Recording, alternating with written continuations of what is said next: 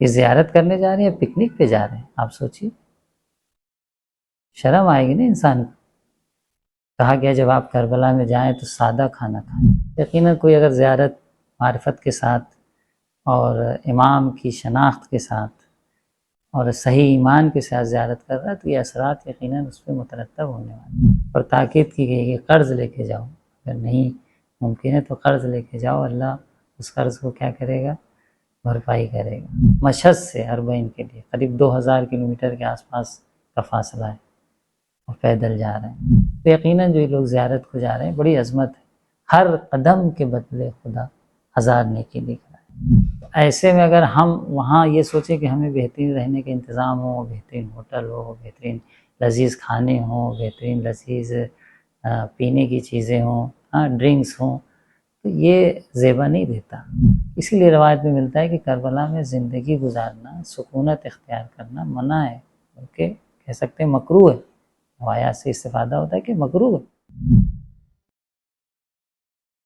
اعوذ باللہ من الشیطان اللعین الرجیم، بسم اللہ الرحمن الرحیم، الحمد للہ رب العالمین، الصلاۃ والسلام علی سید الانبیاء بالقاسم محمد اللهم صل على محمد وآل محمد وعلی آلہ الطیبین الطاہرین المعصومین، لا سیما بقیت اللہ فی الارضین، اما بعد، فقد قال رسول اللہ صلی اللہ علیہ وآلہ وسلم، یا ابا ذر ان الارض لتبقى علی المؤمن اذا مات 40 صباحا۔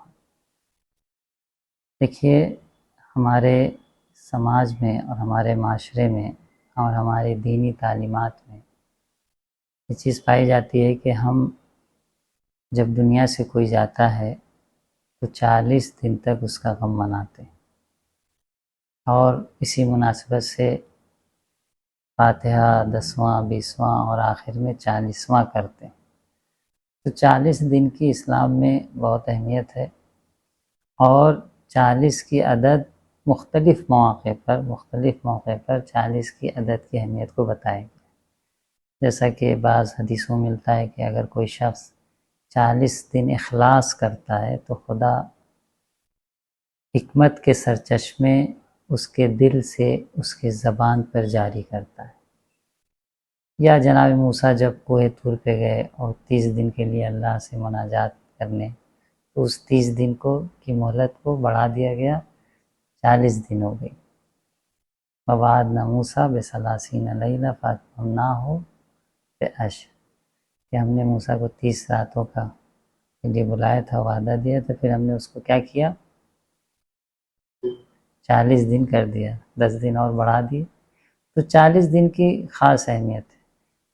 بعض روایت کے مضمون سے یہ بھی سمجھ میں آتا ہے کہ اگر کوئی شخص کسی عادت کو 40 دن تک ترک کرے یا کسی اچھے عمل کو 40 دن تک انجام دے تو پھر اس عمل کو انجام دینے کی اس کی روش ہو جاتی، پھر وہ عمل اس سے چھوٹتا نہیں۔ تو ایک خاص اثرات ہیں 40 دن کے۔ یا حدیث میں ملتا ہے کہ جیسا کہ ہم نے تلاوت کیا، رسول کرام اسلام کی حدیث میں آپ نے فرمایا کہ اے ابا ذر، زمین جو ہے مومن پر گریہ کرتی ہے، جب مومن دنیا سے جاتا ہے تو زمین 40 دن تک اس پہ گریہ کرتی ہے۔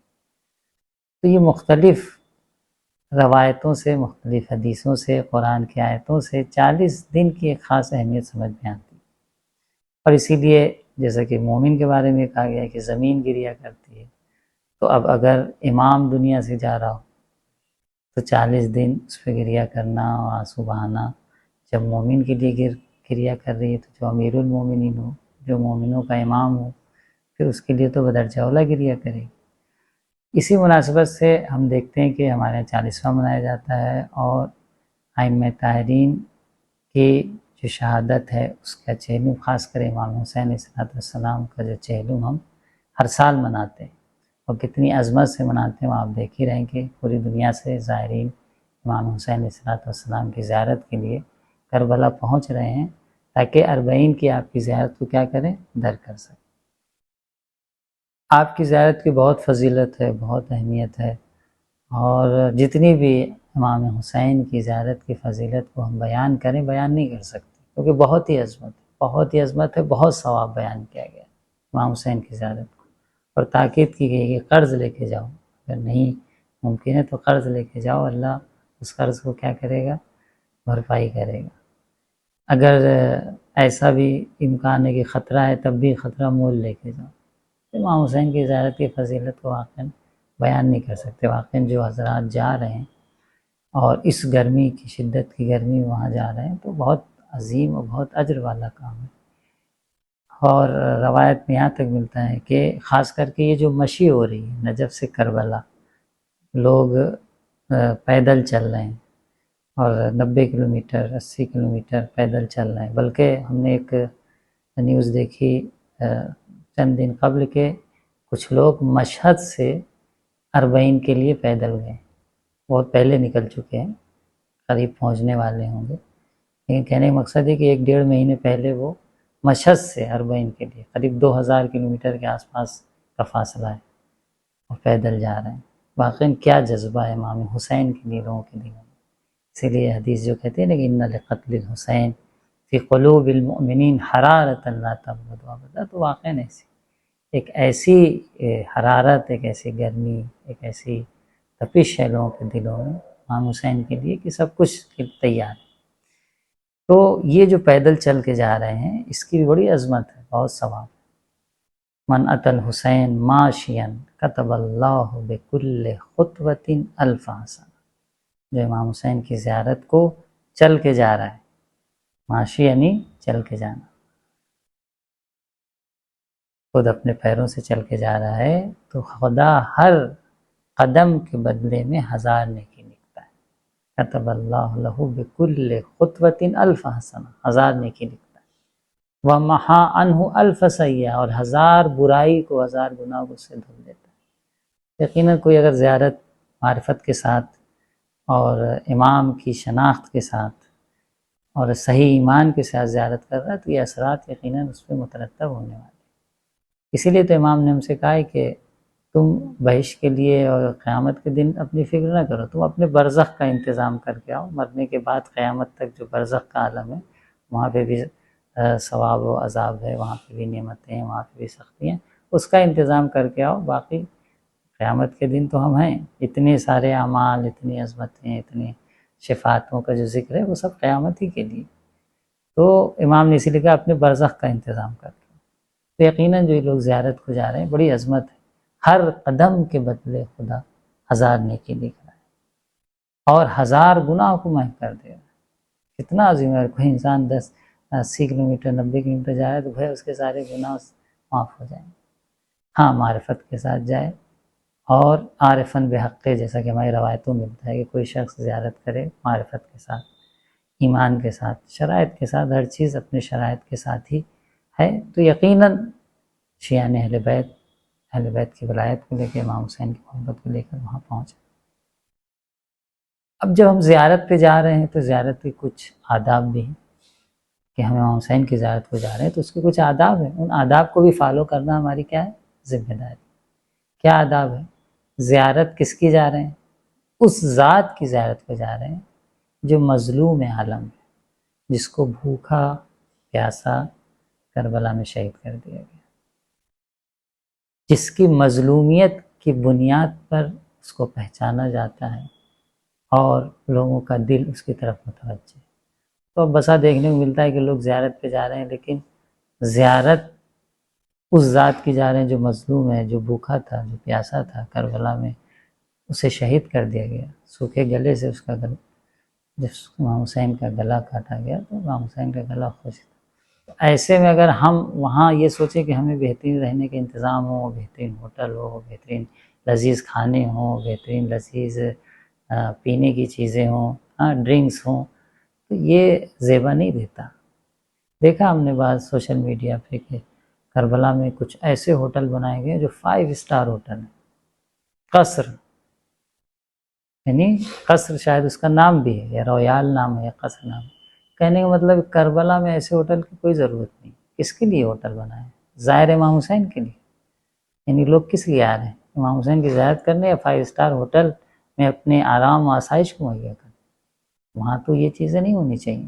ٹھیک ہے، لوگوں نے اپنے بزنس کے لیے اسی لیے روایت میں ملتا ہے کہ کربلا میں زندگی گزارنا، سکونت اختیار کرنا منع ہے، بلکہ کہہ سکتے ہیں مکروہ ہے۔ روایات سے استفادہ ہوتا ہے کہ مکروہ ہے، سکونت کا انتخاب کریں۔ اب جو لوگ وہاں رہ رہے ہیں، انہوں بزنس کر رہے ہیں، ان کے نظر میں بہت سی چیزیں اہمیت نہیں رہے گی، ختم ہو گئی۔